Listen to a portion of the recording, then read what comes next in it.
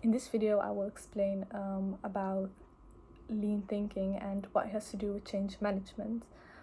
So we all know every organization comes across change. Obviously, change is necessary, but the question we may have in our minds: how can an organization go through change successfully and bring people that are willing along? Obviously, the answer is lean thinking. So what does lean thinking do for organizations? Lean thinking actually changes their way of thinking from a traditional way of thinking to lean thinking. And this is a new way of thinking that benefits the whole company, so every employee, and even higher management. So there is a model for this, the 4P model of Toyota. Okay, so this is the model. This is the Toyota 4P model. And I will begin at the bottom. We see philosophy.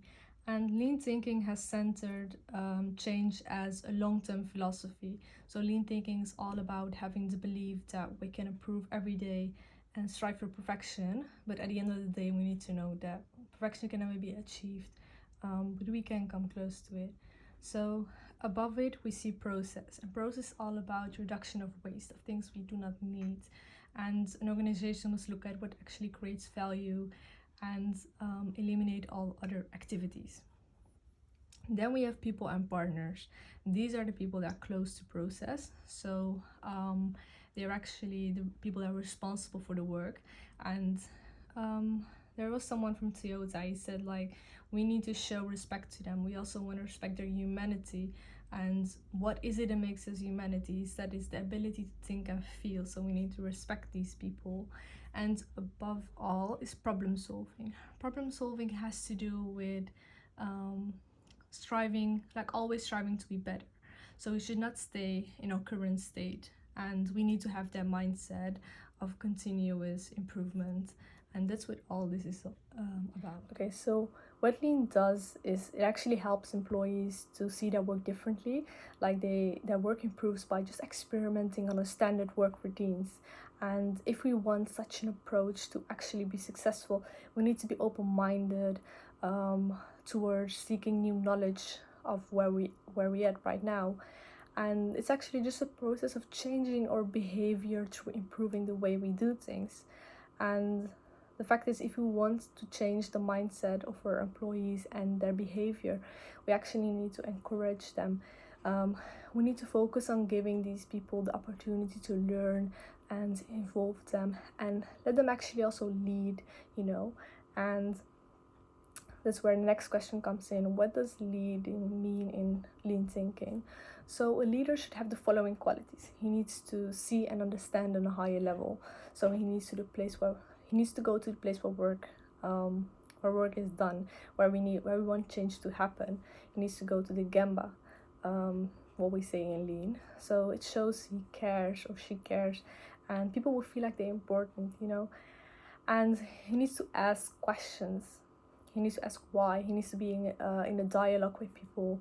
That also shows like respect, and he doesn't need to jump to solutions or conclusions. Just first ask like why this is happening, why this, why that, and he needs to avoid placing the blame anywhere. And he needs to see failure as a source of learning, because we all learn from our failures and it's just an experience. He also should rather teach his knowledge. No, he should rather share his knowledge, and not just force his knowledge upon people. He needs to be open-minded. He needs to challenge people to also share their opinions. He needs to let people think. And if you look into his mindset, he needs to have incorporated in his mind a long-term thinking philosophy. Like change needs to be his philosophy. He needs to have patience, reflection. Hansai, we say in thinking, it means reflecting on ourselves, so we can actually move forward towards perfection. You should not have the mentality of the traditional way of we've always done it this way, so we will just continue with this way. No.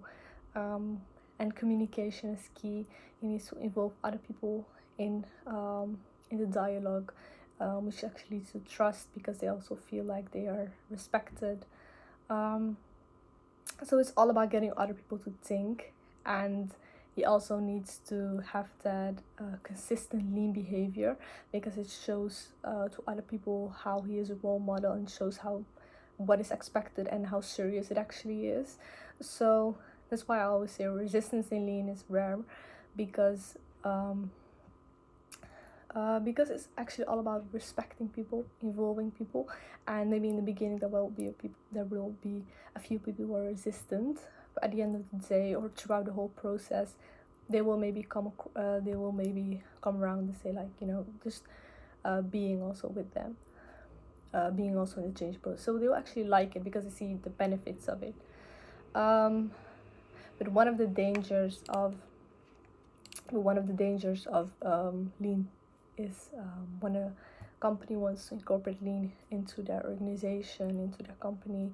One of the dangers is that we need to do lean with the people. We don't need to force it upon the people, because if you force something upon the people, they will resist. But lean is all about just involving them, just like we need to do it with them. It's not about do this, do that, the traditional way of thinking, but it's all about doing it with them, so we all in this together. That's what lean actually is about. So lean is about challenging our own behaviors, and if we look at change management separately from lean thinking, we see that in change management, the focus is mostly on the rational side of the brain and on the emotional side of the brain, and so they're mostly on the thinking side, the planning side, rather than the empathy side, the empathy side, respect for people side. And that's when lean actually has a balance. It has a balance between both of them, and that's actually amazing with lean. Also, we've now focused on the organizational lean thinking, but we now want to focus on the individual lean thinking. So we all know habits evolve through repetition, through doing the same things every day.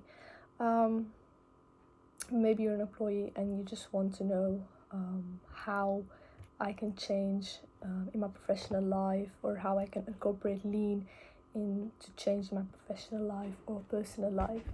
So lean thinking is also for professional life, for individual life, let me say that. And one of the things you can incorporate is kata.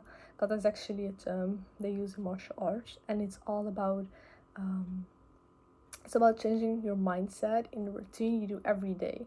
And every day you try to improve your routine, and that's all it is. So it's actually about, you see the overall picture, you see where you want to go, and you chunk that into smaller steps. So you look at, where do you want to go, where am I right now, where are the obstacles, what does my challenge look like, what did you learn along the way. So that's it. So in short, it's all about improving what you do every day. And what I personally love about lean is that when an organization, they have the mindset that when an organization says it doesn't have a problem, it actually has, because you cannot stay at your current state. You need to move, because we need to continuously grow. And I want to end this video with a saying from someone, Toyota, and he said that a leader needs to lead the organization as if he has no power. And with this statement, this quote, you can see like the humbleness, the genuineness, and having the respect for people. So this is actually like really valuable to have in our mindset, to just incorporate in our mind. So yeah, this is it.